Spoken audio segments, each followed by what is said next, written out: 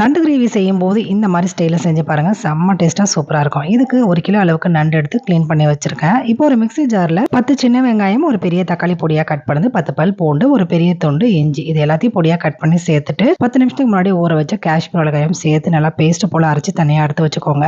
அடுப்பை பற்ற வச்சு ஒரு பேனில் கொஞ்சமாக எண்ணெய் ஊற்றி கடுகு தம்பரை போட்டு தாளிச்சிருங்க. 2 பெரிய வெங்காயத்தை பொடியாக கட் பண்ணி இதோட சேர்த்துருக்கேன். இது நல்லா வதங்கினதுக்கு அப்புறமா அரைச்சி விழுது இதோட சேர்த்து பச்சை வாசனை போகிற அளவுக்கு கிளறுங்க. இப்போ க்ளீன் பண்ண நண்டை இதோட சேர்த்துட்டு 1/4 டீஸ்பூன் மஞ்சள் தூள், குழம்பு மிளகாய் தூள், அதுக்கப்புறம் உப்பு, இது எல்லாத்தையும் சேர்த்து நல்லா கலந்து விட்டு தண்ணீர் ஊற்றி ஒரு 10 நிமிஷம் நல்லா கொதிக்க விடுங்க. இது நல்லா கொதிச்சு வர்றதுக்குள்ள நம்ம தேங்காய் விழுது அரைச்சிடலாம். ஒரு கைப்பிடி அளவுக்கு துருவன தேங்காய், பெருஞ்சீரகம், இது எல்லாத்தையும் சேர்த்து நல்லா பேஸ்ட் போல அரைச்சி நண்டு இந்த அளவுக்கு கிரேவி பதத்துக்கு வரும்போது இந்த அரைச்ச விழுது இதோட சேர்த்துட்டு வறுத்து பொடி பண்ண மிளகு சீரகத்தூள் 1 டீஸ்பூன் அளவுக்கு சேர்த்துட்டு கடைசியா கருவேப்பிலை கொத்தமல்லி போட்டு ஒரு பரட்டி இறக்கணும் அப்படின்னா சூப்பரான நண்டு கிரேவி ரெடி என்னுடைய ஸ்டைல்ல. இந்த நண்டு கிரேவி வெறும் ரசம் சாதத்தோட, சாம்பார் சாதத்தோட சாப்பிட செம்ம டேஸ்டா இருக்கும். ட்ரை பண்ணி பாருங்க.